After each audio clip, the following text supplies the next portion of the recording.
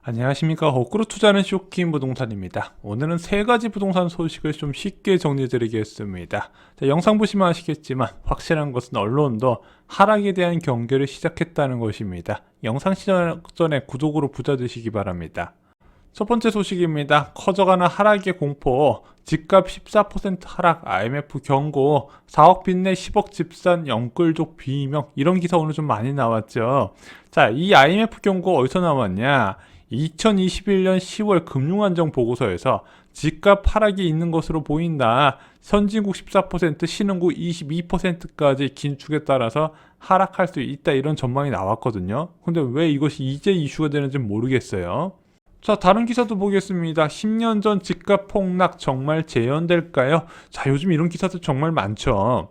현재 부동산 시장 상황을 보면 2010년 초반 대세 하락기가 연상된다. 거래량이 눈에 띄게 감소하고 기준금리를 지속적으로 올린다는 점에서 비슷하다. 저희 쇼킹 부동산은 아파트 교과서 서적에 보시면은 2012년부터 2013년 대세 하락기의 상황이 자세하게 나와 있습니다. 좀 여러 가지 조건이 충족이 됐었죠. 먼저 기준금리가 5차례나 올랐고요. 유럽 재정 위기로 일단 금융시장 분위기도 굉장히 안 좋았습니다.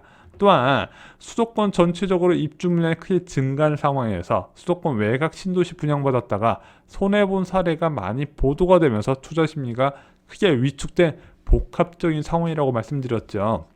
근데 전문가들은 그때와 상황이 다르다고 평가를 했습니다. 집값 상승의 진원지인 서울이 공급이 부족하기 때문이다. 그리고 앞으로 1, 2년 입주 물량이 부족하기 때문에 과거의 흐름이 재현되기 어렵다고 이야기를 한 거예요.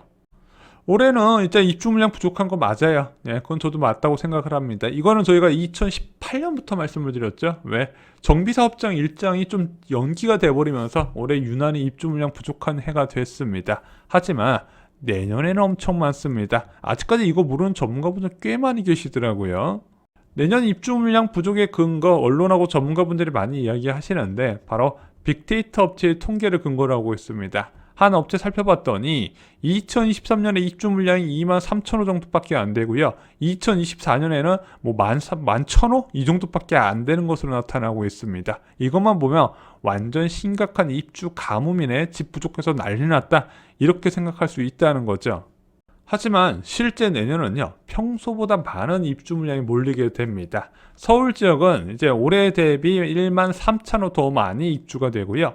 경기도 지역도 한 15,000원 정도 더 입주가 더 진행이 됩니다.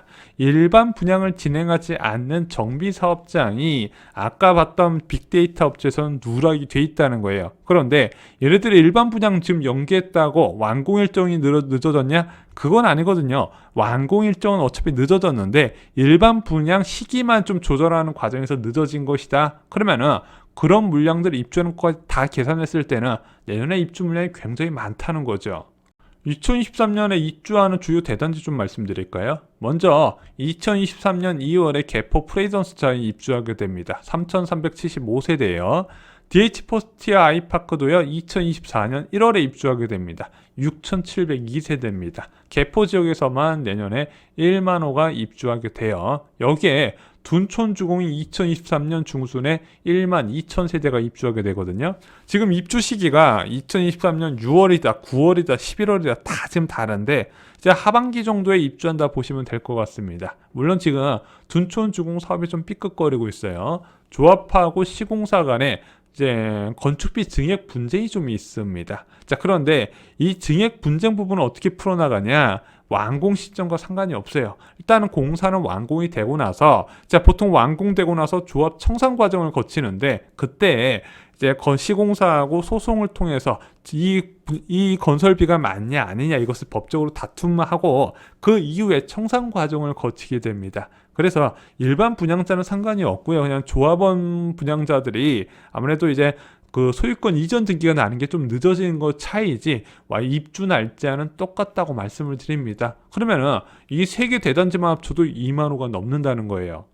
그래서 올해보다 내년에 유난히 위험한 이유가 올해 기준금리 다 올라가고 거래가 끊긴 상황에서 내년에 한꺼번에 입주 물량이 쏟아질 때 높은 기준금리가 걸림돌이 돼서 역전세란이 일어날 가능성이 굉장히 크다 말씀드렸습니다. 부동산 시장은 매도자가 팔아야 되는 이유가 많아졌을 때 급락을 한다는 거예요. 지금은 그 이유가 없기 때문에 생각보다 매물이 많지가 않은 겁니다.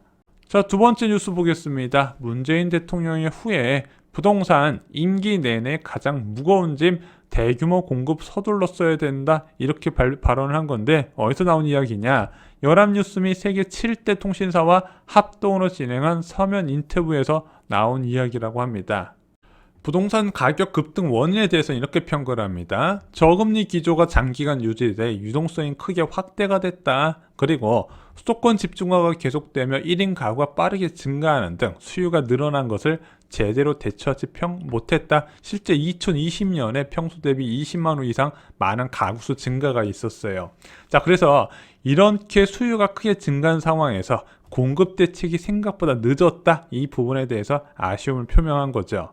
수요가 늘어난 부분은 지난번에도 말씀을 드렸습니다. 2019년 대비 재외동포가 17만 명 정도 감소했어요.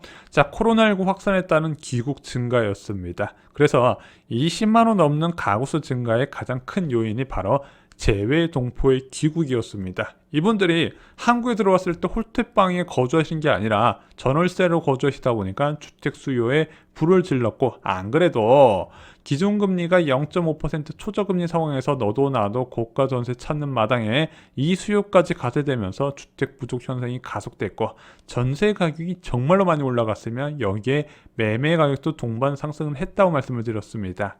자, 공급 부분을 살펴보겠습니다. 2017년에 주거복지 로드맵에서 처음으로 공공택지가 발표됐고요. 그리고 이것만으로 안 되겠다. 2018년 9월에 3기 신도시를 발표하게 됩니다. 2019년 5월까지 지속적으로 발표를 하게 되죠. 그리고 2사 공급 대책도 2021년 2월 4일 날 발표를 하게 됩니다. 그리고 그 사이에 2020년에도 작은 공급 대책이 2번이 나왔어요. 자, 이것을 다 합쳐봤더니 무려 64만 2천 호가 됩니다. 어마어마한 물량이죠. 1기 신도시가 27만 호인데, 그리고 이것 외에도 공공정비사업을 20만 호 이상 추진을 하고 있습니다. 도시인공공주택복합사업 17만 호와 공공재개발로 지금 3만 호 이상 사업이 추진되고 있더라. 이걸 다 합쳐봤더니 1기 신도시의 3배가 넘는다는 겁니다. 이게 지금 어느 정도 물량인지 감이 안 와요. 그런데 얘네들이 입주하게 되면 부동산 시장이 완전 뒤집어지거든요. 문제는 너무 늦게 시작되고 천천히 추진되고 있다는 겁니다. 이들 택지가 부동산 시장에 영향을 주는 시기가 빨라야 2026년부터예요. 자, 아까 2017년에 처음으로 규정됐었던 주거복지 로드맵의 신규 택지가 2024년 12월부터 입주는 시작을 하는데, 그럼 굉장히 빠른 케이스고, 3기 신도시 보면은 입주자 모집 공고 보시면 다 2026년, 7년 얘기가 나올 거예요. 그러면은 빨라야 2026년인데 그럼 다음 정부 말에 부동산 시장에 영향을 준다는 겁니다. 그래서 1기 신도시처럼 취임 초부터 대규모로 지정을 하고 정권 말까지 본청약 또는 입주를 일부 시켰었어야 되는데 그러지 못하고 대규모 공급 대책만 쏟아내고 정권이 끝나게 됐다는 거죠. 이 부분을 아쉬워하는 겁니다. 자, 세 번째 소식 보겠습니다. 아파트를 추월한 빌라 매매. 작년 서울서 팔린 주택 2채 중 1채는 빌라, 은평구는 10채 중 7채라고 하네요. 자, 그래서 2021년에 주택 거래량 봤더니 전체 비중에서 빌라가 51%를 차지하고 아파트가 39%를 차지합니다. 원래는 아파트가 50% 이상을 유지하는데 굉장히 이례적인 상황이 펼쳐진 거죠. 빌라 사는 사람이 이렇게 많다고 언론 기사가 각각 입맛에 맞게 나오게 됩니다. 규제로 아파트를 못 사니 사람들이 이걸 살 수밖에 없더라. 정부의 정책 실패다. 이렇게 이야기를 하죠. 자, 이렇게 빌라 수요가 늘어나는 이유는 간단합니다. 서울시와 국토부가 정비사업 확대 방안을 2021년부터 추진하면서 이런 썩빌이라고 불리는 이제 오래된 빌라가 신축 아파트의 입주권으로 될 수 있겠네, 이 기대감에 수요가 몰렸다는 거죠. 반면에 아파트 같은 경우는 가격 피로감과 각종 대출 규제 등으로 사람들이 매수를 안 하다 보니까 이것이 역전이 된 겁니다. 그래서 투자자들이 어디로 많이 접근을 했냐, 재개발 동의율이 높은 지역 중심으로 매수세가 확대가 됐고요.